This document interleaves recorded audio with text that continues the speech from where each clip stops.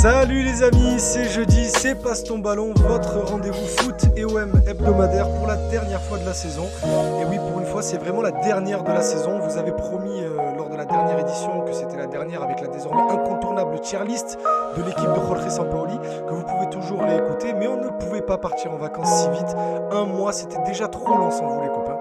Mais rassurez-vous, on ne fait pas une émission seulement pour faire une émission, bien au contraire, puisque vient de se terminer dans la région marseillaise la 48e édition du tournoi Maurice Révélo, anciennement connu sous le nom de Tournoi de Toulon, qui rassemble chaque année 12 équipes U19, U20, U21 des 4 coins du globe dans une compétition acharnée. Et vu la qualité du spectacle proposé cette année, nous nous sommes réunis avec l'équipe pour y dédier un Passe ton ballon spécial, et nous voilà ce soir, en ce jeudi de canicule ensoleillé. En parlant de l'équipe d'ailleurs, puisque vous avez remarqué que ce n'est pas le présentateur habituel, je vais vous donner des vacances aujourd'hui parce que je vais donner la parole à mes fidèles acolytes, à commencer par l'habituel maître de cérémonie de cette émission, mais surtout membre de l'organisation du tournoi et responsable de la communication, qui a brillé lors de la cérémonie de clôture en remettant un séjour dans le Mont Ventoux à une heureuse élue. C'est Mathieu Loricella. Comment ça va, Mathieu? Ça va et toi? Bonsoir à tous. Ça fait bizarre d'être dans le costume de l'invité, de pas présenter. Mais j'aime bien, tu fais ça bien, en plus ça a dû reprendre et tout, donc bravo. Surtout que là, Gros Nono vient de mettre un message sur le chat qui dit que je n'avais pas coupé la musique d'attente. Ouais. C'est pas grave, je réenregistrerai le lancement contre, tout seul pour le podcast. Franchement, t'aurais pu choisir une autre photo parce que j'ai remis le trophée à Sekou Mara. T'allais chercher la photo de la mi-temps où je remets le trophée, le carton de gagnant à ce cher Richard d'ailleurs qui s'appelle. Oui. Je passe le bonjour. Il ressemble à François de Koh-Lanta. C'est vrai, excellent, c'est vrai. Tu te doutes bien que si j'avais le choix entre deux photos, une bien et une moche, ça savait très bien laquelle j'allais prendre. C'est une bonne guerre avec tout ce que je vous envoie dans la gueule chaque année. Du coup, ça fait quoi d'être en retrait aujourd'hui, d'être en vacances pour une fois? Écoute, très bien. C'était agréable d'arriver à 18h45 sur mon ordi et de dire ok, je n'ai qu'à me laisser porter. Fort agréable. Écoute, laisse-toi porter. Puisqu'on va accueillir le deuxième, puisqu'il fait également partie de l'organisation du tournoi, mais il est aussi directeur de la communication du tournoi. Lui, par contre, s'est mué en père de famille pendant cette quinzaine, avec à sa charge une horde de stagiaires assoiffés de son savoir et de son professionnalisme sans égal. C'est Amaïs Brahmi. Comment ça va, Ama? Salut Idriss, salut tout le monde. N'en fais pas trop. L'exemple, la rigueur. Il leur a appris que 3 mots par jour. C'est vrai. C'est déjà ça, au moins. La séance lecture au dictionnaire. Le suivant, les amis, c'est un invité, même s'il était déjà venu dans une précédente édition de Passe ton ballon pour un sujet différent. Lui, il était venu, il a participé à tous les matchs. Il a vu tous les matchs du tournoi, même les matchs de classement, dont même vous vous en foutez. Mais il a difficilement supporté pendant la durée de la compétition les nombreuses blagues, remarques et moqueries à propos du destin funeste de son équipe favorite, les Girondins de Bordeaux. Mais il s'est quand même rassuré en effectuant un travail colossal pour le suivi du tournoi pour le compte du Formation Football Club, l'excellent podcast. C'est Adrien Mathieu qui est avec nous. Comment ça va, Adrien? Salut Idriss, merci beaucoup pour l'invitation. Et ouais, c'est vrai qu'on vivait le quotidien, il y avait des petites moqueries sur les Girondins, mais j'ai l'impression que j'ai quitté le tournoi à temps parce que là, je pense que cette semaine, j'aurais pris très très cher. Et du coup, toi aussi, on va parler pendant tout le long de cette émission. Mais comment tu as vécu ce premier tournoi? Parce que toi, c'est la première fois que tu le couvrais, ce premier tournoi sur place. Écoute, une expérience formidable. J'ai échangé avec Amaïs depuis un certain temps et je m'étais dit qu'il fallait que je vienne sur place et tout parce que je savais que ce tournoi il avait une réputation au niveau des jeunes joueurs et tout, mais le vivre sur place c'est totalement différent que voir à la télé ou voir les gros noms qui sont passés là-dessus. Et franchement, l'expérience elle est géniale parce que en termes comment dire ça, de vécu, on a pu approcher des gens, des coachs, des joueurs. De manière assez libre, leur poser plein de questions, et ça je trouve que c'est formidable pour un jeune média d'avoir cette liberté d'entreprendre. Et c'est vrai que voilà, c'était bien aussi de faire un gros suivi du tournoi pendant 2 semaines. J'ai vu que les gens étaient assez enthousiastes à ce sujet-là, donc voilà, si on a pu participer de notre côté un peu à la notoriété du tournoi avec le petit podcast, ça fait bien plaisir. Plaisir partagé, surtout qu'on a pu se voir en vrai. Et C'est ça, et ça c'est important, et ça c'est essentiel. Le dernier, c'est le super sub de service, puisqu'il nous a rejoint 4 minutes avant le début de l'émission, après le forfait de Merwan. Il dirige l'excellente revue Les Remplaçants, que je vous invite tous à acheter le plus vite possible de tous les numéros, de même qu'ils ont été faits il y a plusieurs années. Et il a été tiraillé pendant tout le tournoi entre les meilleurs espoirs mondiaux d'un côté et la très disputée H-Cup de l'autre. C'est Elias, comment ça va Elias ? Salut Idriss, merci et salut à tous. Et pour le coup, je fais totalement honneur au nom Les Remplaçants, puisque j'ai réussi à être le super sub 4 minutes avant, et ça m'aurait fait mal de ne pas pouvoir faire honneur à ce nom, et très content de venir parler du tournoi Révélo en bien, forcément. Après, si vous voulez en dire du mal, dites. Hein. Justement, ils sont là. Donc au moins, le cahier des doléances est là. Alors les amis, on va vous dire vite fait comment on va procéder.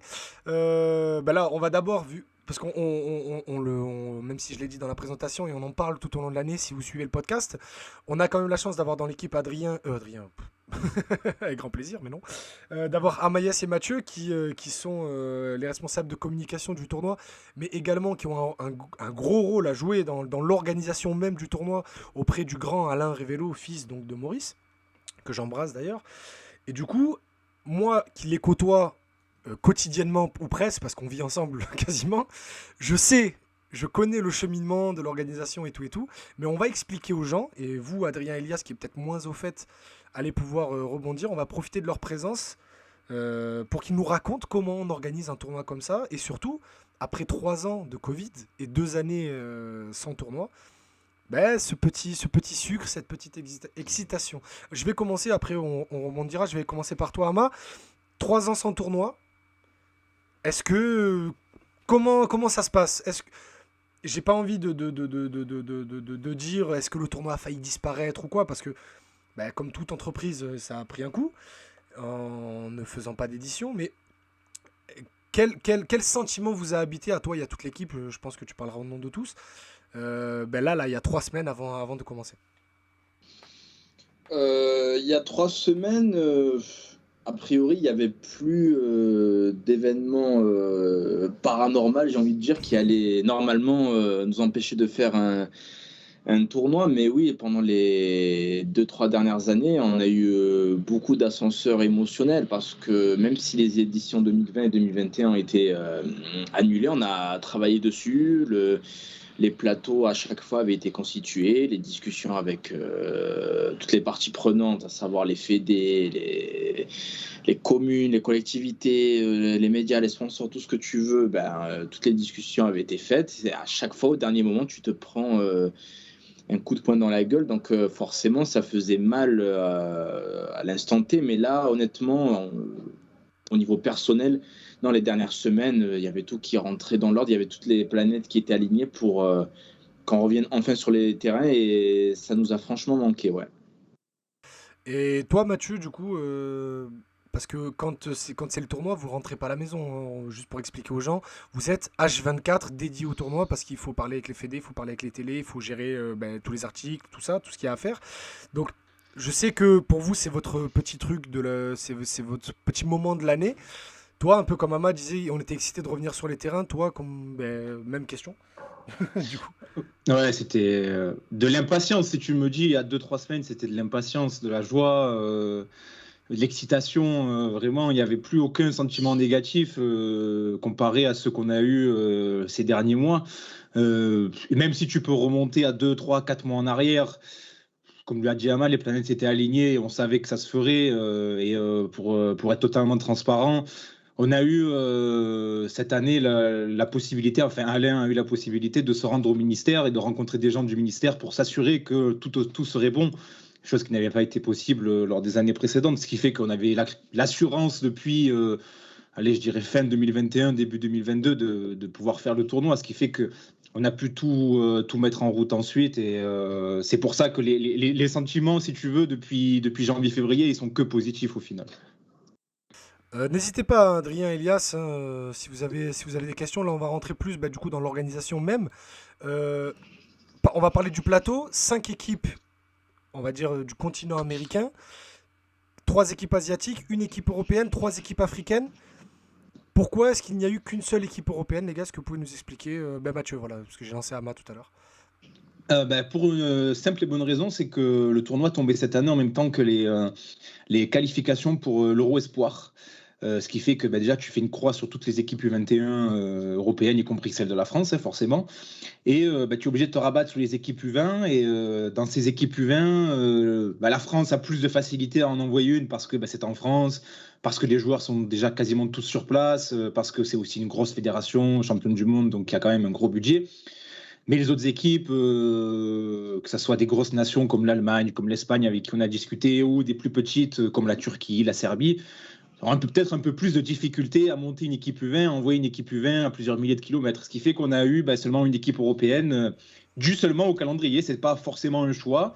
Ça nous a amené à avoir des équipes venues de tout continent. Donc au final, ça a été une bonne chose. Mais pour être franc, ça n'a pas été un choix délibéré de notre part. Du coup, Ama, encore une fois, question un peu orientée parce que je connais les réponses, mais c'est pour expliquer aux gens. Justement, comme le dit à Mathieu, il y a eu les qualifs de l'Euro Espoir qui sont tombés en même temps, mais il y a eu aussi des équipes qui se sont engagées, puis au final qui se sont désistées, sans donner de nom, sans donner de fédération. C'est quoi la difficulté quand on organise un tournoi comme ça, qui du coup mobilise des télés, des hôtels, des municipalités, tout ça, de toujours être dans l'urgence et de toujours avoir une ou 2 équipes joker sous le coude? Il faut, quand on est dans l'événementiel d'une manière générale, sans être dans le sport ou le foot particulièrement, il faut savoir s'adapter tout le temps. Et encore plus dans cette période d'incertitude qu'on a tous vécu personnellement et collectivement, il faut s'adapter. Donc oui, il y a eu des tractations avec certaines équipes, puis ça a capoté.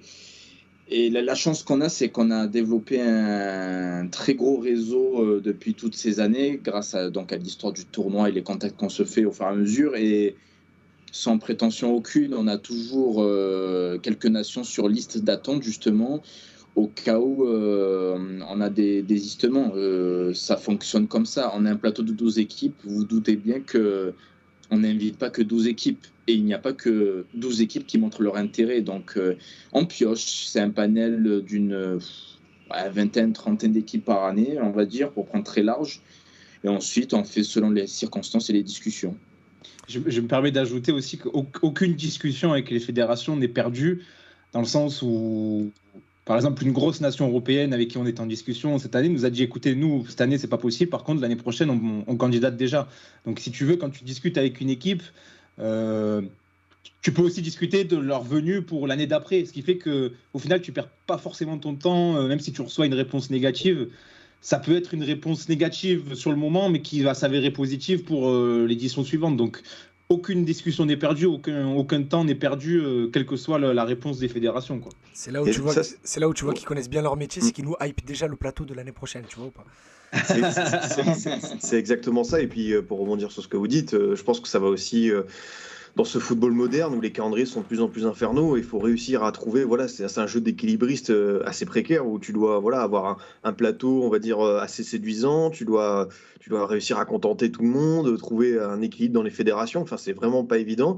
Et c'est vrai que cette saison, tu pouvais te dire, il n'y a pas d'équipe européenne. Et finalement, on s'est régalé, et même plus que ce qu'on pouvait prévoir. Donc, forcément, c'est toujours une belle réussite, ouais. Du coup, les gars, je rebondis. Il y a Yanis, il y a une question sur le chat. Yanis qui nous dit tout simplement pourquoi le Brésil n'était pas là cette année. Ils étaient là en 2019 avec une très grosse équipe. Allez revoir les noms, vous allez rire. Tout simplement parce qu'ils faisaient partie, comme l'a dit Amaïs tout à l'heure, des équipes qui n'étaient pas dispo cette année ou avaient du mal avec les championnats qui finissent un peu tard et les différentes échéances internationales à libérer une équipe à envoyer au tournoi. Et puis au final, il y a eu l'Argentine. Donc je me permets de répondre, les gars, si vous voulez compléter. Mais... Ouais, je peux compléter par une anecdote. Tu as parlé de 2019, où ils avaient envoyé une équipe monstrueuse, certainement l'une des meilleures équipes de l'histoire du tournoi, avec les Anthony, les Matheus Cunha, Douglas Luiz, etc., qui sont tous devenus internationaux. Emerson, de Tottenham également. Même en ayant envoyé cette grosse équipe en 2019, ils avaient quand même dû se bagarrer pour faire libérer certains joueurs à l'époque. Je pense notamment à Rodrigo du Real Madrid, qui vient de gagner la Ligue des Champions, qui devait venir au tournoi en 2019 puisqu'il avait été convoqué. Il était dans la liste finale. Et c'est Santos qui avait fait tout un flanc pour ne pas le libérer parce que son transfert avec le Real Madrid était déjà acté. Donc, en gros, ils ont mis la pression sur la CBF en disant non, mais on veut qu'il fasse ses adieux devant le public, etc., blablabla, etc. Ce qui avait conduit donc la Confédération brésilienne de football, malgré toute son histoire et tout son prestige, à ne pas prendre Rodrigo, qui, pour l'anecdote, au final, n'aura même pas fait, je crois, ses adieux devant son public parce qu'il était blessé ou suspendu ou un truc comme ça. Et on rappelle un petit défaut, petit couac du tournoi, c'est que ce n'est pas des dates FIFA, donc les équipes ont leur mot à dire sur... Si. Non, mais les équipes peuvent bloquer, alors qu'en FIFA, ils peuvent pas bloquer s'ils sont convoqués, ils sont convoqués. Alors que là, ils ont le droit de dire il n'a pas le droit d'y aller et tout ça. Non, c'est des dates FIFA. Après, c'est pas une compétition FIFA, mais ce sont des dates FIFA, justement. Sinon, si c'était pas des dates FIFA, honnêtement, on pourrait pas tenir le tournoi. C'est pas possible. Okay. Les clubs auraient trop de pouvoir à ce niveau. Tu fais bien. Mais du coup, peut-être qu'on parlera, parce que j'ai une anecdote à parler d'un joueur de la poule C. On en parlera en temps voulu. Des questions, Elias, Adrien, à poser à nos deux foufous. Et d'ailleurs, pour l'anecdote, il y a un peu plus de 2 ans, j'avais eu Amaïs en interview pour un papier pour le numéro 2 d'un de nos magazines pour parler justement du tournoi Révélo. Et ma toute première question, et je pense que c'est aussi une question que peuvent se poser innocemment les gens, c'est le tournoi, oui, il dure 2 semaines, mais qu'est-ce qu'on fait le reste de l'année? C'est la fameuse question. Moi, je lui dis, avant qu'ils répondent, hein, les gars, pas grand-chose. Vas-y, Mathieu. Allez-y. Non, mais c'est Elias, tu fais bien de la poser, mais sache qu'on nous la pose très souvent, tout le temps même, quand Ama et moi, on dit qu'on bosse pour le tournoi. Ça prend une année, franchement, ça prend beaucoup de temps d'organiser ce tournoi, parce qu'il n'y a pas que les équipes à gérer, il y a tout un tas de choses les à côté, que ce soit les hôtels, les terrains d'entraînement, les ballons, les accréditations, la communication autour de ça, le marketing, le sponsoring. Enfin, il y a tellement d'éléments à prendre en compte que si tu veux, c'est un travail à l'année. Alors, je ne vais pas te dire que c'est intense tous les mois. Je ne vais pas te dire que les mois de septembre, octobre, novembre sont très, très demandeurs en matière de temps de travail. Forcément que c'est moins intense, hein. Mais non, c'est un travail à l'année. Et je peux te dire que dès janvier... ça commence à monter en intensité petit à petit parce que les équipes commencent à se bousculer, les officialisations d'équipes commencent à arriver, il faut commencer à tout préparer, donc ça demande du temps, et on est une petite structure, il y a beaucoup de bénévolat aussi, ce qui fait que tu as pas mal de choses à gérer, y compris certaines choses qui ne sont pas forcément dans ton domaine d'activité. Donc voilà, il faut savoir être polyvalent et il faut s'accrocher, notamment, comme tu le disais, Idriss, lors du tournoi, où là, par contre, c'est du 7 jours sur 7 et quasiment 24 heures sur 24. Ouais, non, mais en vrai, moi, je rigole avec eux en disant qu'ils foutent rien, tout ça, parce que ça me fait rire. mais en vrai de vrai, je le dis, pas seulement parce que c'est mes amis, mais on passe vraiment beaucoup de temps ensemble, même trop, en dehors, dans la vie. Mais pendant le tournoi, je leur parle pas. Je leur parle pas une semaine avant et une semaine après, je les laisse parce que je sais que c'est impossible pour eux. Donc moi je profite juste des moments pendant le tournoi, pendant les matchs pour les embêter un peu, mais sinon je leur envoie pas un message. Non, mais paradoxalement, pendant les matchs, c'est là où on travaille le moins. Oui, parce qu'il faut les regarder les matchs pour en parler le reste du temps. Mais vous savez, en plus si vous êtes des auditeurs de l'émission, j'aime bien leur envoyer des conneries à 4h du matin qu'ils découvrent au réveil. Là pour le coup même pas. Pendant le tournoi je les laisse vraiment travailler, je les laisse vraiment tranquilles. Adrien, peut-être une question? Il y a forcément l'envie de savoir c'est quoi un petit peu la projection sur les années, à quel point tu as déjà dit, vous avez une idée pour l'édition 2023. Est-ce que vous êtes déjà projeté, je sais pas, sur 2024-2025, comment ça peut fonctionner un peu la hiérarchie des sélections invitées et forcément un plateau, essayer de contenter tout le monde parce que vous l'avez dit, il y a de plus en plus d'invitations, le tournoi a sa réputation, donc beaucoup veulent y participer. J'avais déjà répondu à cette question que dans l'excellent podcast Formation FC, allez tous l'écouter. Ça me dit un petit truc. Un petit truc. Mais comment dire, plus que la hiérarchie des nations, c'est surtout le fait d'en ramener chaque année des nouvelles. Et ces dernières années, aussi loin que je me souvienne, on a toujours réussi à le faire. Et cette année encore plus, puisqu'on avait 4 nouveaux venus avec l'Arabie Saoudite, le Panama, le Venezuela et les Comores. Et nous, notre but, c'est de chaque année ramener au moins 1 à 2 nouvelles équipes dans le plateau pour offrir tout le temps un plateau différent, des matchs que les gens n'ont pas l'habitude de voir. Cette année, tu as vu des Colombie-Comores, ça n'existe nulle part ailleurs, tu vois, par exemple, et on est très fiers de ça. Le tournoi a organisé un match que la préfecture des Bouches-du-Rhône craignait depuis 20 ans. Et qui s'est très bien passé. Et qui s'est très bien passé. Qui s'est très très bien passé, excellemment même, on va en parler. Mais vas-y. Oui, je disais, et qui s'est très bien fini surtout. On a la belle image. Ah, Elias, bon, tu bugs un peu, c'est pas grave. Mais oui, on a eu un Algérie-Comore donc qui effrayait beaucoup de monde, mais qui s'est passé dans la meilleure des ambiances sur le terrain et en tribune. Les amis, si vous n'avez pas d'autres questions, on va passer directement au déroulé du tournoi. À part si vous en avez. Sauf si Mathieu voulait prolonger. Vas-y, Mathieu. Dit, parce que... Non, sur l'avenir. Non. Nous, le but, c'est de pérenniser le tournoi, qui conserve sa notoriété, voire qu'il en gagne encore plus. Je crois que le tournoi a gagné ses lettres de noblesse au fil du temps. Et c'est grâce à sa politique d'universalité, c'est grâce à sa réputation aussi en dehors de France. Et c'est là où peut-être où j'aimerais qu'on grandisse encore, c'est peut-être la notoriété en France, où peut-être on a encore du mal parfois. Quand tu vois les Sud-Américains, quand tu vois les Asiatiques comme ils sont habités lorsqu'ils viennent au tournoi, parfois les Français sont peut-être un peu plus réticents, même si cette année ils ont fait un excellent tournoi. Voilà, c'est peut-être là où j'aimerais que le tournoi gagne encore en popularité, mais ça sera qu'au fil du temps qu'on y arrivera. Ouais, je suis complètement d'accord avec toi. Même, on avait eu une discussion un jour avec Ama et un représentant de la fédération anglaise qui nous avait dit après un match mais comment ça se fait qu'il y ait aussi peu de monde dans les tribunes. Il dit, mais si ça se fait chez nous, on remplit Wembley, les gars. Ah non, mais c'est clair. Et encore cette année, on n'a pas du tout à se plaindre au niveau des affluences. Ah oui, non, vraiment, c'était magnifique. Mais... Non, vraiment, mais on parle d'habitude. C'est vrai que les tribunes sont remplies à 90% de gens du métier, quoi, des scouts, des journalistes. Et c'est vrai que tu as raison, c'est ce qui blesse un peu. Mais franchement, c'est vrai que cette année, il y a eu quand même pas mal de monde dans les tribunes. Du coup, les amis, le tournoi cette année, on parlait du plateau, on va commencer par la poule A. La poule donc de la France, emmenée par Bernard Diomède. Week-end d'élection, je suis solennité, comment on dit, solennité je sais pas comment tu te débrouilles. La France, l'Arabie Saoudite, le Panama avec le Gareth Southgate sud-américain, ou non, Amérique centrale du coup. Et l'Argentine, donc emmenée par la légende Javier Requesito. Pourquoi le Gareth Southgate ? Parce que tu n'écoutes pas les blagues qu'on fait avec Elias et Adrien quand on est en tribune. Mais on trouve que le sélectionneur du Panama ressemble beaucoup à Gareth Southgate. En plus beau quand même. Ah oui. Il a un côté charmeur que. Il a un côté telenovela que Gareth Southgate n'a pas. Du coup, si on peut arrêter de dire des bêtises.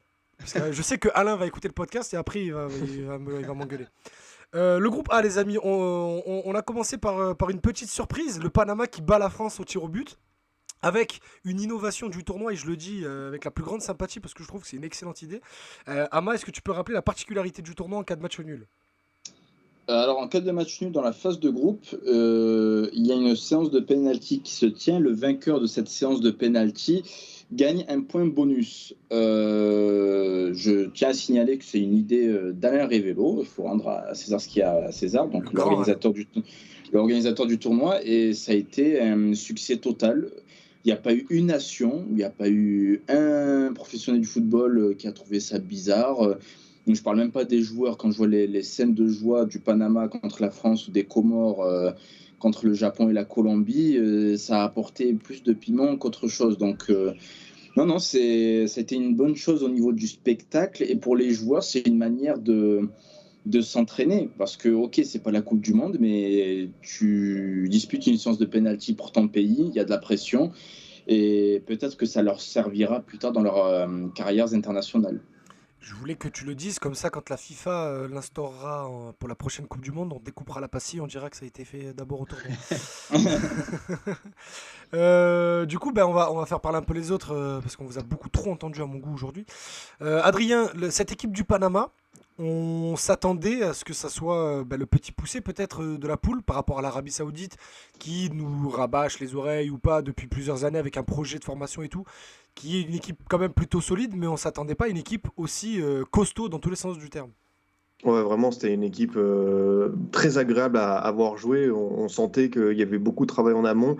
Pour les matchs contre la France, on s'est dit, tiens, ça sent vraiment, tu vois, l'équipe de gamins qui jouent ensemble depuis 5-6 ans, qui se connaissent par cœur contre une équipe de France, voilà, un peu en vacances, des joueurs qui n'ont pas forcément fait tout le temps de la sélection ensemble. Et Bernard Diomède, qui après, plus tard dans le tournoi, nous a dit, inconsciemment, puis consciemment, ils ont pris de haut cette équipe du Panama. Donc, ça permet aussi de se mettre, de rappeler que tournoi Maurice Revello, c'est international, donc tu affrontes des joueurs de sélection, donc c'est pas des mecs de rigolo, quoi. Enfin, c'est vraiment des joueurs pros, des futurs pros. Donc là, on l'a bien vu avec le Panama, avec plein de profils différents. Je sais qu'Elias a bien apprécié le 9 Phillips, qui ressemblait un peu à Terem Moffi en moins costaud. Moi, j'ai beaucoup aimé le petit piston gauche Matos. Derrière, il y avait Fariña Cordoba qui formait une belle charnière centrale. Puis tu avais Mendes, Aurélien au milieu de terrain. En fait, on a découvert plein de profils différents. Et je discutais avec Diego, journaliste franco-mexicain que je salue. Il me disait, en fait, le Panama, c'est un peu comme l'Uruguay, quoi. C'est un gros miracle. C'est le petit pays de 3-4 millions d'habitants qui arrive à sortir quand même une équipe, des joueurs cohérents, un beau projet. Il me disait que en Amérique centrale, de plus en plus, on l'a vu, qualification à la Coupe du Monde en 2018. Là, ça ne s'est pas joué à grand-chose, mais le Panama grandit. Et c'est vrai que quand on regarde le profil de notre ami Gareth Southgate hispanique, on se rend compte qu'en fait, le mec, il dirige aussi le U17, il est adjoint dans la A. Donc, en fait, on implique tout ce petit monde dans un gros processus. Et c'est vrai qu'on se dit, tiens, cette équipe du Panama qui a envie de grandir, qui a envie de devenir une petite référence en zone CONCACAF, on se dit, ouais, sur ce qu'ils nous ont montré sur ce tournoi, c'est du sérieux, parce que juste derrière, ils ont bien accroché l'Argentine. Il a fallu un but, une belle transition de Garnacho Soulé pour sortir du piège, parce que sinon, on ne sait pas comment l'Argentine de Mascherano aurait pu s'en sortir. Derrière, contre l'Arabie Saoudite et contre les Comores, il y a eu 2 belles victoires. Donc voilà, c'est vrai que cette équipe du Panama, j'ai beaucoup apprécié les voir. Elias, pareil, une équipe de caractère, mais une équipe soudée, solide. Alors, oui, en fait, vraiment, moi, ce qui m'a fait pencher envers le Panama, c'est d'avoir regardé le profil du coach, en fait. Parce que justement, on disait en rigolant, oui, Gareth Southgate, etc. Et je vois un gars en costard sur le banc. Il faisait 43 degrés sur Marseille la semaine dernière. Soit c'est un gars qui veut se la raconter, soit c'est un gars qui a un bon personnage. Et en fait, c'était plutôt la deuxième option, c'était vraiment un bon personnage. On s'est un peu penché sur le profil. C'est un entraîneur qui a été adjoint à l'Olympiakos, qui a été adjoint dans quelques clubs espagnols parce qu'il est espagnol. Il a pas mal de publications, de livres sur le football où il a un peu théorisé, il a un peu parlé de périodisation tactique, etc. Donc c'est vraiment un coach moderne.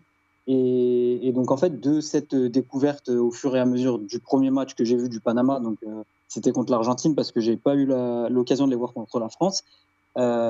Forcément, avec ça, on s'y intéresse encore un peu plus.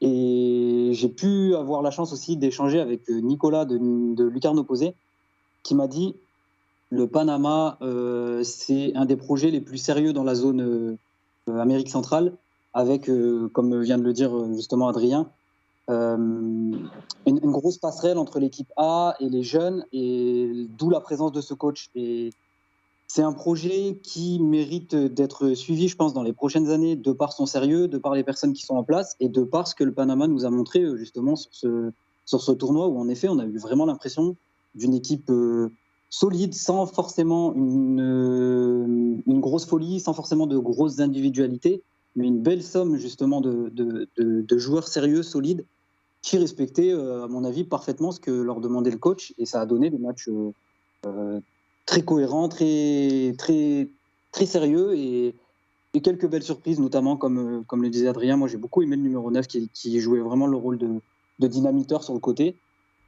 Très surpris et agréablement surpris, moi, par le Panama en tout cas. Et vous les gars, même si je sais qu'Ama m'avait prévenu, hein, il m'avait dit attention à l'équipe du Panama, parce que je rigolais un peu avant le tournoi en disant Panama, Venezuela, tout ça. Au final, l'une c'est une grosse surprise et l'autre elle est en finale. Mais du coup, vous les gars, qu'est-ce qu'on s'est dit après le premier match, cette victoire, enfin ce match nul glorifié contre la France, et surtout ce match contre l'Argentine où Adrien l'a dit, si c'est pas un éclair de génie de Soulé de Garnacho à la 89e, c'est pas le même match. Bah, En plus, le match contre la... non, je te Vas-y, passe la vas-y, parole, Mathieu, Vas-y. Surtout que le match contre la France, on va se parler sincèrement, ils doivent le gagner. Hein, parce qu'ils sont meilleurs que la France, parce qu'ils ont des occasions vraiment très très franches. La France est complètement amorphe. Faudrait qu'on revoie les expected goals de ce match, mais je pense que la France, ils doivent même pas dépasser les 1. C'était dérisoire. Ouais, c'était nul. À côté de ça, le Panama a vraiment des occasions franches. Ils les ont pris à la gorge. Et ils méritaient de sortir de ce match avec les 3 points. Au final, ils en sont sortis avec 2. Donc le match nul avec le point bonus de la séance de tir au but qu'ils ont remporté. Mais ça a été vraiment la belle surprise. Et moi, je rejoins ce que disait Elias sur l'entraîneur. C'est un petit coup de cœur aussi de ce tournoi. Moi, ce que j'ai bien aimé, c'est que son discours, vous les gars, vous avez assisté à toutes les confs de presse d'après-match. Il est fascinant à écouter. Il est fascinant, il explique tout ce qu'il fait, ce qui a marché, ce qui n'a pas marché, la démarche, l'état d'esprit qu'il veut insuffler à son équipe. C'était vachement intéressant de l'écouter. T'es d'accord, pas d'accord, mais au moins tu as tous les éléments de sa réflexion. Exactement. Et il a ce côté carriériste, mais dans le bon sens. C'est-à-dire que là, si je dis pas de bêtises, Ama, corrige-moi si je me trompe, mais je crois qu'il a annoncé qu'il partait, qu'il quittait son poste. Ah ouais, c'est ça. Et voilà, petit off qu'on a eu avec lui après le tournoi, après le dernier match de classement. On lui disait, mais c'est super pour vos joueurs et tout, ils se sont montrés et tout. Il dit, ouais, c'est super pour eux et c'est super pour moi parce que j'ai pu me montrer aussi. Je pense que ça va être un entraîneur à suivre. Je dis pas qu'il va entraîner le Barça dans 5 ans.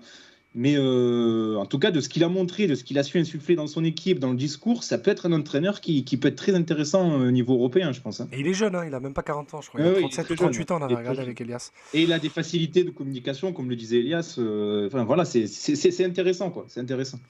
On va passer après le Panama, les amis. Peut-être la plus grosse déception de ce tournoi, c'est l'Argentine de Javier Mascherano qui finit quand même avec 6 points. Donc on se dit, derrière la France, pourquoi pas. Mais le meilleur deuxième, parce qu'il y a 3 poules, donc c'est les 3 premiers et le meilleur deuxième qui se qualifient en demi. On s'attendait à ce que ça soit l'Argentine. Mais l'Argentine s'est fait écrabouiller par la France de Bernard Diomède. Je vais d'abord lancer Adrien. Du coup, on a vu la liste des joueurs. On a vu Mascherano sur le banc, donc école de football, passé plusieurs années avec Guardiola, passé plusieurs années au Barça. On s'attendait à voir autre chose que ce qu'on a vu là, et surtout par rapport au Gareth Southgate panaméen, on va l'appeler quand même Daniel Goniga, de son vrai nom, un discours après-match sans cesse dans la plainte, dans la chouine, dans les excuses, c'était Rudy Garciesque. Donc toi Adrien, ton regard sur cette Argentine, est-ce que tu la qualifierais comme moi de plus grosse déception du tournoi? Ah, c'est sûr, c'est une équipe frustrante parce que quand on voit Mascherano sur le banc, on a une certaine idée. Liverpool, Barcelone, il y a quand même, on se dit, c'est un mec avec ce vécu-là, donc forcément, on va avoir une idée de jeu derrière ce qu'il veut faire. Alors, oui, on devine quelques principes, mais qu'est-ce que c'est brouillon, même des fois, c'est un peu chaotique, donc forcément, on est obligé de parler déception. Finalement, cette équipe, elle termine 5e, donc on peut se dire, bon, c'est un moindre mal, mais on a vraiment vu une grosse différence d'écart avec l'équipe de France, et c'est là aussi où c'est peut-être la limite d'avoir pris des joueurs très, très prometteurs, mais pas encore un peu tendre. Pourtant, tu vois, Garnacho, il est élu révélation du tournoi, et c'est très juste parce qu'un 2004 qui fait autant de belles choses, qui marque un super coup franc, le but du tournoi, t'es obligé de le mettre en avant, de le mentionner, mais c'est vrai qu'on a senti quand même que face à l'équipe de France, il y avait une vraie dimension de différence. Et ce qui m'a fait rire en plus, c'est au cours du tournoi, à chaque fois qu'on publiait une vidéo de Mascherano, il y avait souvent des gens en dessous qui disaient « Ah, Mascherano au Barça, post-Xavi », je fais... Les gars, ça va être compliqué quand même. Ça va pas être Joga Bonito, je préfère vous prévenir. Et d'ailleurs, quand j'ai vu, quand il est entré au pays, il a parlé de la différence d'âge et tout. Donc peut-être qu'il s'est dit, il aurait peut-être dû prendre une équipe un peu plus âgée, un peu plus expérimentée, peut-être moins d'Européens qui sont attendus comme des petits cracks comme Soulé, Garnacho, Romero, qui sont forcément des joueurs avec beaucoup de potentiel, mais qui est arrivé avec l'étiquette Real Madrid et moi je l'ai pas vu du tournoi. Non, mais c'est ça, c'est des joueurs qui ont quasiment très très peu de temps de jeu en pro dans leur championnat. Donc c'est difficile après d'aller affronter un Kouassi, un Goumet qui ont déjà 70-80 matchs pro dans les jambes, mais qui sont monstrueux physiquement, qui sont excellents sur le terrain. Donc c'est aussi là où on a senti, et comme je te dis, Mascherano, j'ai vu que lors d'une interview quand il est rentré au pays, il a reparlé de ça. Donc je pense qu'il a compris. Voilà, c'est maintenant, il faut qu'il se qualifie pour la Coupe du Monde du vin. Faut revoir certains principes. Et oui, par rapport à la réputation du coach, on attendait peut-être mieux. Mais quand même, le mec, même si tu dis qu'il pleure et tout, au moins, il fuyait pas les questions en conférence de Ah ouais, presse, il essayait de répondre et tout. Au moins, tu vois, il n'était pas lassé. Je me dis même dit, il a fait des photos, des selfies après le 6-2 contre la France. Il avait l'usage un peu fermé, mais je pense qu'il y a certains coachs, il serait quand même parti Ouais, direct. bah, après, c'est le réflexe du grand joueur, tu vois. Et en C'est plus, ça. il arrive, il est dans un petit stade. Parce qu'avec Elias, nous, ça nous fait toujours rire. Mais les stades du tournoi, c'est Aubagne, Vitrolles et Fos. C'est des stades de DHR, même de PHB pour Vitrolles, même Détroit, parce que le club n'existe même plus en plus. Et de voir des mecs comme Mascherano, Anthony, Rhys James, Tammy Abraham se succéder sur ces stades, ça nous fait toujours rire. Donc il arrive, je pense qu'on lui demande des selfies, il se dit bon ok c'est le tournoi, ça m'emmerde parce que le score. Mais bon, les gens peut-être qu'ils sont contents de me voir, donc je vais quand même jouer le jeu. Elias, du coup, l'équipe d'Argentine, tu disais que tu les avais vus face à la France et face à l'Arabie Saoudite. Non, au Panama. Face au Panama, du coup, même question qu'Adrien, est-ce que tu as été vraiment déçu par rapport à leur prestation?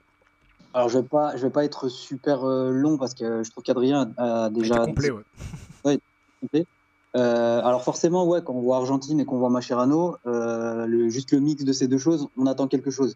C'est le problème des grandes nations et des anciens grands joueurs, c'est qu'on attend toujours quelque chose. Et peut-être que l'erreur qui a été faite du côté de l'Argentine, c'est peut-être de ne pas avoir annoncé quel était l'objectif de ce tournoi. Parce que quand on n'annonce rien et qu'on est l'Argentine avec Mascherano, on se dit qu'ils viennent pour gagner.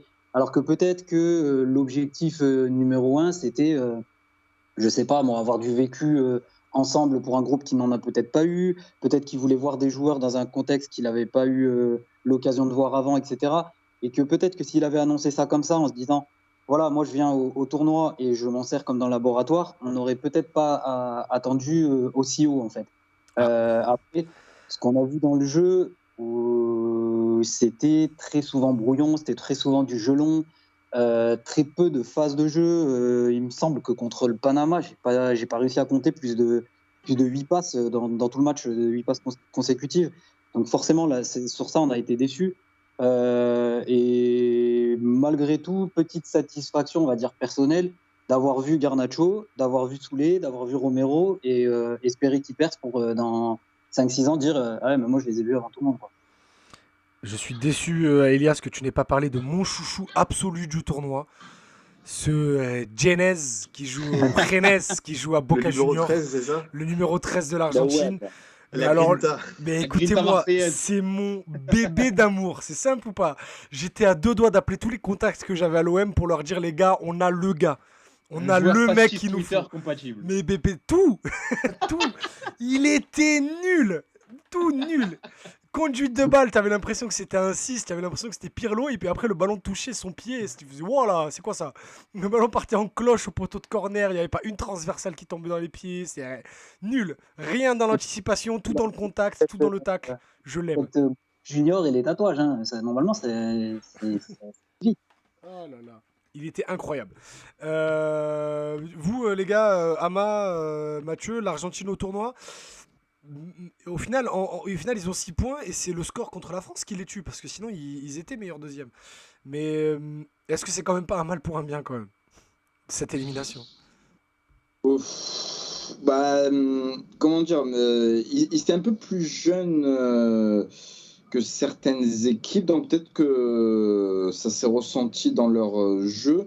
Mais après, un mal pour un bien, oui, peut-être que ça leur servira dans leur progression. En tout cas, c'est le message que Mascherano nous a fait passer quand on est allé le faire une interview avec Mathieu, interview qui sortira d'ailleurs bientôt, où Elias parlait du fait qu'il n'y avait pas de message clair qui était annoncé en termes de projet. Lui, son projet, c'est clair. Visiblement, c'était pour préparer le Sudamericano qui arrive là au mois de janvier, donc le championnat d'Amérique du Sud U20. Et pour ne pas... Enfin, Petit spoiler, l'Argentine veut revenir l'année prochaine et il voudrait revenir avec une nation, enfin avec une génération qui a une année de plus. Donc c'est peut-être les mêmes joueurs déjà, mais qui ont une expérience supplémentaire. Donc peut-être qu'il s'est dit en allant avec cette jeune génération, je vais peut-être faire un truc, je ne sais pas ce qui s'est passé dans sa tête. Ou alors le projet initial, c'était vraiment de donner de l'expérience, de faire une sorte de revue d'effectifs, parce qu'il y a pas mal de joueurs qui jouent en Europe, et peut-être que ça a été fait au détriment de certains joueurs qui jouent dans la Superliga Argentina. Je ne sais pas honnêtement. On va passer, on parlera de l'équipe de France à la fin, les gars, parce que c'est le vainqueur du tournoi. On fera un gros focus sur les Bleus. Les Bleus, du coup, première victoire au tournoi depuis 2015. Vous me dites si je dis une bêtise. Avec la génération de Thomas Lemar, Kimpembe. Puisque derrière se sont succédés un triplé de l'Angleterre et le Brésil. On va passer à la poule B. Je pense qu'on y passera un peu moins de temps. On va faire un gros focus sur le finaliste, le Venezuela, que moi j'ai appelé ma surprise du tournoi. Je les attendais pas du tout, au-delà des résultats, je les attendais pas du tout à ce niveau-là. J'ai été très agréablement surpris. Les gars, je vais commencer cette fois par Elias. Cette équipe vénézuélienne, on l'a vu un peu à l'image de toutes les équipes sud-américaines, beaucoup dans l'engagement, dans la dépense d'énergie, dans l'intensité, mais mine de rien avec des bons petits joueurs de football.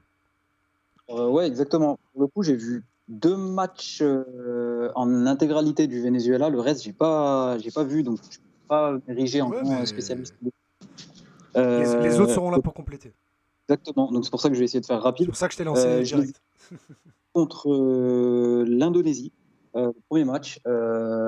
Et comme c'était le premier match, avec justement les décalages horaires, les arrivées, la chaleur, enfin bref, un peu tous les paramètres qui font que généralement le premier match, c'est pas fantastique. Et c'était pas fantastique. J'avais quand même bien aimé 2-3 profils, mais je m'étais plus intéressé à l'Indonésie pour le coup, parce que Indonésie. Par contre, sur la finale, j'ai été quand même agréablement surpris parce que j'attendais aussi l'équipe de France de voir ce que ça allait donner face au Venezuela.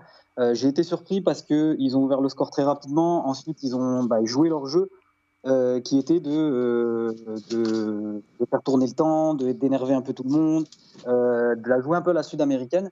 Et ça a plutôt bien marché jusqu'à ce que la France égalise et jusqu'à ce qu'il y ait distribution massive de cartons jaunes pour le Venezuela.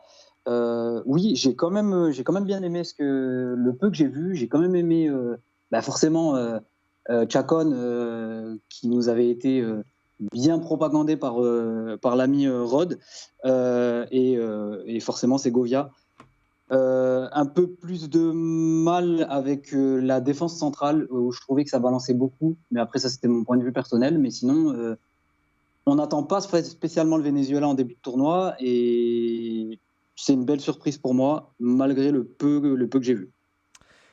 Et du coup les gars, on vient d'en parler, David Doniga, donc le sélectionneur panaméen, vient de publier un communiqué sur Twitter pour annoncer son départ de la fédération panaméenne. Voilà, au moment où on parle. C'est repris par timing. C'est repris par Lucarno Posé, donc voilà, on a bien fait de lui consacrer 2-3 minutes.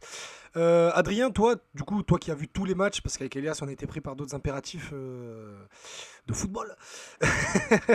Ce Segovia, ce Chacon, ces individualités vénézuéliennes, qu'est-ce que tu en as passé rapidement ?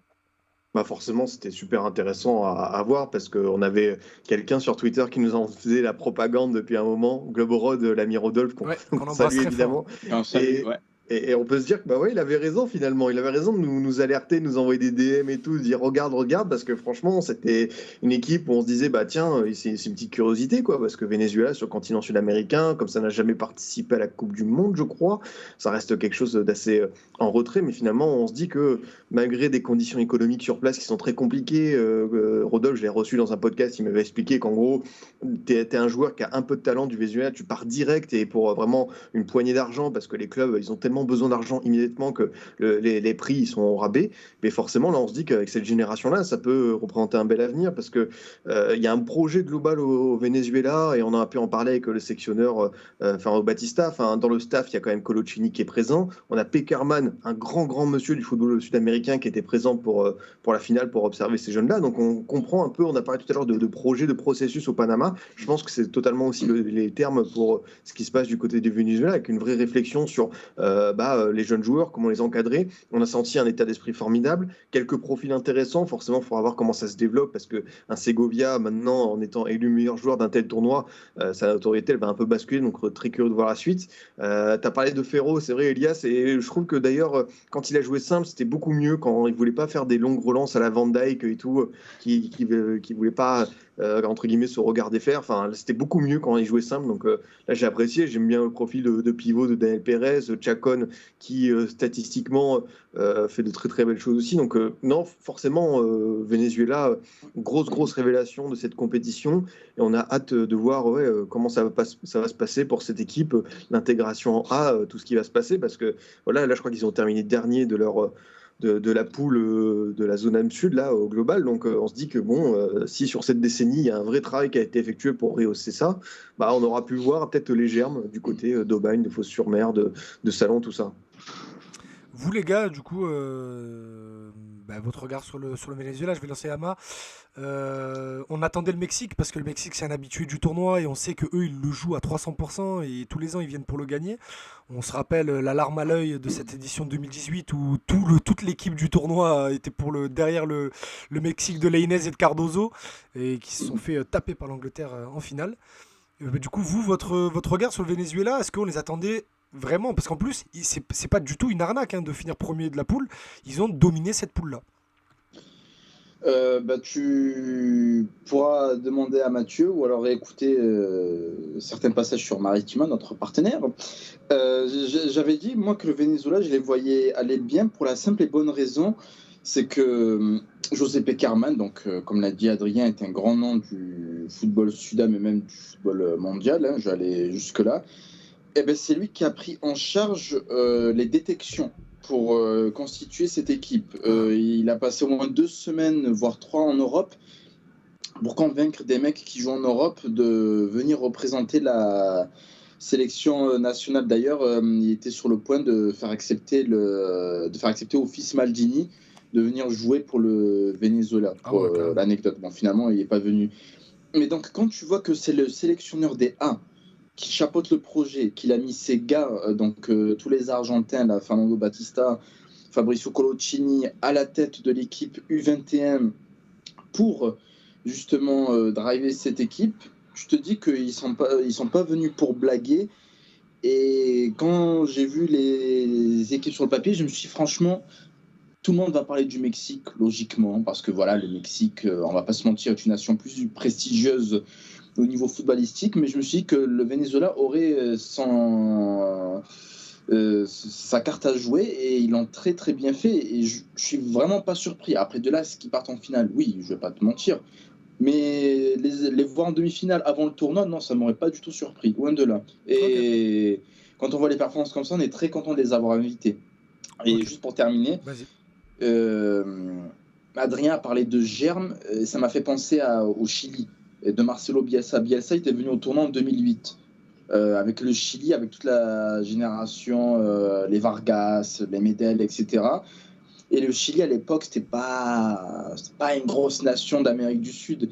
Et au final, quelques années plus tard, ils ont gagné la Copa América, ils ont fait des Coupes du Monde, etc. Et si le Venezuela connaît le même destin, avec la même base, à savoir construire une génération à travers le tournoi, on serait très très fiers. Toi Mathieu, du coup pour compléter sur le Venezuela et pourquoi pas un petit parallèle avec le Chili du coup comme vient de le faire Ama.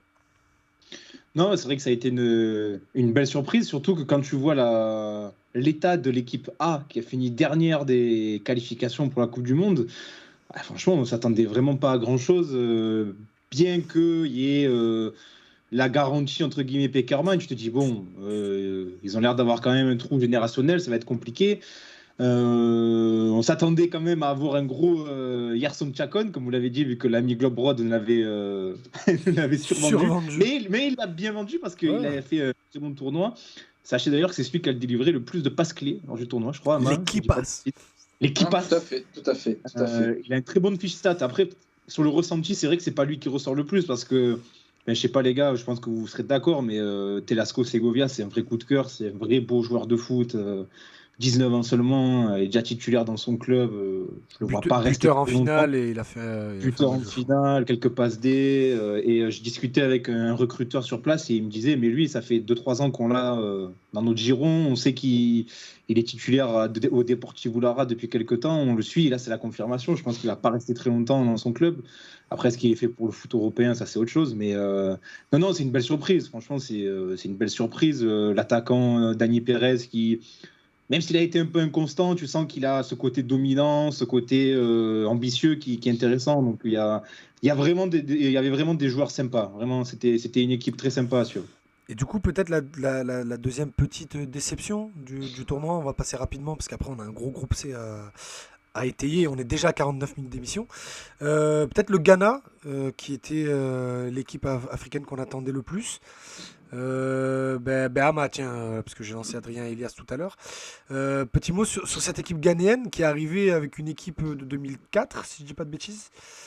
Athlétiquement, on a vu arriver des beaux bébés, ils se sont entraînés, on a vu avec Elias l'échauffement, c'était quand même très sérieux, avec des têtes très concentrées, ils avaient l'air dedans à 100%.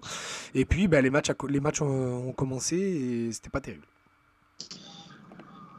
Écoute, là je vais plagier le sélectionneur puisqu'on a eu la chance non seulement de le voir sur le terrain mais en dehors parce qu'on dormait dans le même hôtel que le Ghana, donc on a pu discuter avec lui. Voilà. Les connivences. Voilà, de son propre, le coach Abdul Karim Zito, très sympathique d'ailleurs, et de lui-même il disait mais en fait moi mes joueurs ils n'ont pas d'expérience tout simplement, ils jouent pour certains dans des clubs de D1 ghanéenne, mais sinon la plupart en D2 ghanéenne. Donc, au niveau tactique, même parfois technique, oui, il y a un gap entre eux et les autres nations. Mais après, c'était la volonté du Ghana aussi de venir avec une équipe composée majoritairement, voire même très majoritairement de joueurs locaux pour essayer de les exposer. C'est pas un secret de dire ça. Ils voulaient faire en sorte que certains joueurs tapent dans l'œil de recruteurs européens pour aller chercher un contrat. D'ailleurs, il y en a 3-4 parmi eux qui sont restés en Europe après le tournoi pour aller faire des essais, notamment au Sporting Portugal et au Servette de Genève de mémoire. Donc voilà, peut-être que cet objectif-là a pris le dessus sur l'unité collective et le rendu collectif, tout simplement. Mais après, je peux comprendre pour certaines nations, le tournoi sert aussi à exposer certains joueurs pour les montrer. Voilà, on va pas se mentir. Si tu passes du championnat ghanéen à un championnat européen, ta vie change. Et ça peut avoir un impact aussi sur le long terme sur l'équipe nationale. Un joueur qui brille en Coupe d'Europe, en championnat européen, va pas t'apporter plus de vécu, plus de talent tout simplement qu'un mec qui sera resté toute sa vie dans le championnat ghanéen. Donc c'est aussi des paramètres à prendre en compte quand certaines nations constituent leur effectif pour venir au tournoi. Bien sûr, et puis parce qu'en fait, pourquoi on était un peu hypé? Parce que d'habitude, les équipes ghanéennes font toujours des performances en jeunes. Donc là, on s'était dit peut-être que là, ils vont encore envoyer une équipe de mecs dont on verra les feuilles de match dans 5 ans. Et on se disait putain, mais il y avait lui, il y avait lui, il y avait lui. Et c'est pour ça qu'on est un petit peu déçu. Elle finit dernière de sa poule. Mais c'est vrai que tu fais bien, certaines équipes, au-delà de venir performer, viennent surtout essayer de construire quelque chose. On parlait de toute façon, il y a 5 minutes du Panama. Adrien, Elias, vous, d'abord Adrien, sur le Ghana, on va faire un tir groupé, vous savez quoi, sur les deux équipes non qualifiées de cette poule. Ghana-Indonésie, c'est les deux petits de cette poule qui ont montré des choses différentes. Ouais, forcément, l'Indonésie, avec sa réputation, on va dire, assez faible en Occident en termes de football, on n'entendait pas grand-chose. Et finalement, on a vu le travail de notre ami Zenan, le coach monténégrin, qui avait toujours le sourire, qui était très très content d'être là en préparation de la Coupe du Monde du vin qui se déroulera du coup en Indonésie du côté de Jakarta. Donc pour lui, je pense que cette expérience, même si l'Indonésie n'a récolté entre guillemets qu'une victoire, mais on sentait que c'était une victoire historique pour eux, avec du monde à Vitrolles. Enfin, les gens étaient très très heureux. Donc on a vraiment senti que pour lui, il n'avait pas fait une dizaine d'heures d'avion pour rien. Donc vraiment, ça on peut le souligner. Et du côté du Ghana, forcément, tu l'as dit, en termes de réputation, chez les jeunes, c'est une équipe qui a toujours parlé. On a toujours cette image du jeune joueur ghanéen qui est très costaud, très fort, qui s'est montré plein de choses. dès 18-19 ans. Là, du coup, on a eu une espèce d'addition, d'individualité. En termes de collectif, c'était assez pauvre. On n'a vraiment pas senti une équipe qui pouvait dominer son sujet face au Mexique, face à l'Indonésie même. Bon, ils s'en sont sortis face à l'Arabie Saoudite en match de classement, mais ça termine 11e sur 12. Donc, la place du Ghana, on aurait pu estimer que c'était au moins 3-4 places au-dessus. Donc, forcément, un petit peu déçu, mais on a compris que oui, après, ça reste des jeunes joueurs. Ils ne se connaissaient pas, c'était imparfait. Donc, une copie à revoir, mais c'est pas grave, quoi. Allez, vas-y, Elias, tu peux poursuivre. Il a pas envie, je crois. Non, je crois qu'il nous entend. Je crois qu'on a. Il a la flemme. Non, on a perdu Elias. Il va revenir. C'est pas Moi, grave. je me permets de rajouter Vas-y, Mathieu, vas-y. un petit truc sur le Ghana, un peu, un peu drôle. C'est lors d'une réaction d'après-match, le sélectionneur, l'excellent sélectionneur du Ghana, qui est très drôle, qui est très sympa, qui dit en conf d'après-match, il dit ouais, mais moi, j'explique à mes joueurs comment faire, mais s'ils marquent pas devant le but, c'est pas ma faute. Hein. Et c'est le shitstorm sur les réseaux. Oh, il se fait assassiner. Il s'est fait assassiner. Tous les journalistes ghanéens ont relayé la vidéo. Il s'est fait démonter. C'était drôle. Mais c'est un gars sympa. Mais moi, je vous rebondis juste sur l'Indonésie. Je suis d'accord avec ce que dit Adrien. C'est vrai que tu les attends jamais. Mais franchement, ils sont venus 2 fois au tournoi. Et les 2 fois, ça a été 2 bonnes surprises. On s'attendait à ce qu'ils se fassent éclater à chaque fois. Au final, ils ont pris aucune rouste dans les 2 fois où ils sont venus. Je me souviens d'un match où ils perdent que 1-0 contre le Brésil en 2019. 2017. Ils perdent que 0 contre le Brésil. Non, 2017. Ils font nul contre l'Écosse, je crois. Là, ils battent le Ghana. Franchement, c'est une nation intéressante. Alors, ils n'ont pas le niveau. Voilà, ils sont trop faibles physiquement et ça manque d'infrastructures, je pense aussi là-bas, de moyens. Mais c'est une nation intéressante à regarder et c'est une nation surprenante.